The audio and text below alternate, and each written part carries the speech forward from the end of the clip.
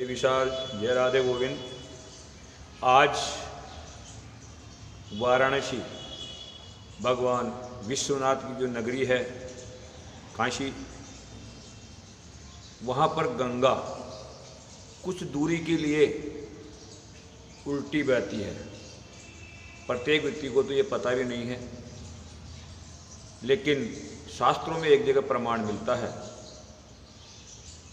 कि जब गंगा का अवतरण हुआ भागीरथी की तपस्या से और भगवान शिव जी की जटा के अंदर गंगा स्वर्ग से नीचे उतरती है और जटा के द्वारा ही फिर पृथ्वी लोक पर आती है और पृथ्वी लोक पर आकर के जब यह सगर के पुत्रों को तारने के लिए, उनका उद्धार करने के लिए पृथ्वी के मार्ग पर चलती हुई बड़ी वेग से चलती है, कपिल मुनि के आश्रम तक जाना था गंगा को। गंगा सागर जिसे कहते हैं, वहाँ जाकर के सागर में मिलती है। तो रास्ते में दत्तात्रेय जो मुनि थे उनका आश्रम था वहाँ पर। कहाँ पर? वाराणसी में मणिकर्णिका घाट के पास में, वहाँ तपस्या करते थे।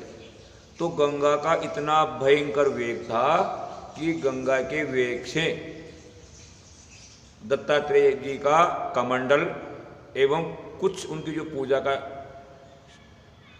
सामान था वो बह गया गंगा के साथ।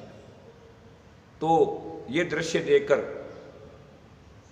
दत्तात्रेय जी ने क्रोध किया और गंगा को श्राप देने के लिए आतुर हो गए कि हे गंगा, अगर तूने ऐसा मेरे साथ बर्ताव किया ये अच्छा नहीं है, मेरी तपस्या में भंग किया है तूने।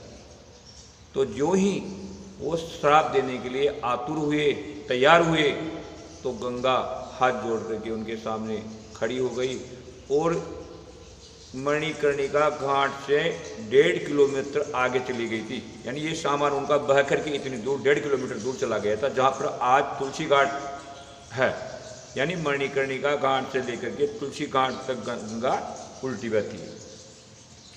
तो तुलसी घाट जहाँ आज स्थान है, वहाँ से गंगा वापस लौटी, उनका कमंडल और अन्य जो सामान था वो लेकर के, और दत्तात्रेय जी को वापस दे करके, उनको प्रणाम करके, क्षमा याचना करके फिर गंगा आगे बढ़ी। तो आज भी वाराणसी के अंदर गंगा 1.5 किलोमीटर के लिए वापस उल्टी बहती है, मणिकर्णिका घाट से लेकर के तुलसी घाट तक। ये बड़ा रहस्य की बात है। जय श्री जय राधे गोविंद।